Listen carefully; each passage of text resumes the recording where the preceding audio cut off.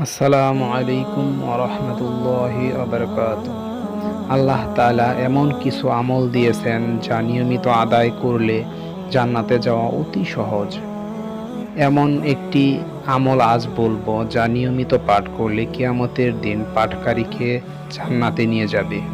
নিয়মিত পাঠ করলে কবরের আযাব অবশ্যই মুক্তি পাবে। ৪১ বার পাঠ করলে বিপদ উদ্ধার ও ঋণ পরিশোধের ব্যবস্থা হয়ে যাবে। নতুন চাঁদ দেখে এই সূরা পড়লে পূর্ণ মাস নিরাপদ থাকবে। চোখের চিকিৎসায় অত্যন্ত চমৎকার কাজ করে এই সূরা। দৈনিক ৩ বার পাঠ করে ফু দিলে চোখের রোগ ভালো হয়ে যায়। এই গুরুত্বপূর্ণ সূরাটি হলো সূরা মুলক। এই সূরায় আরো অনেক ফজিলত রয়েছে। আল্লাহ তাআলা আমাদের সবাইকে আমল করার তৌফিক দান করুন। আমিন।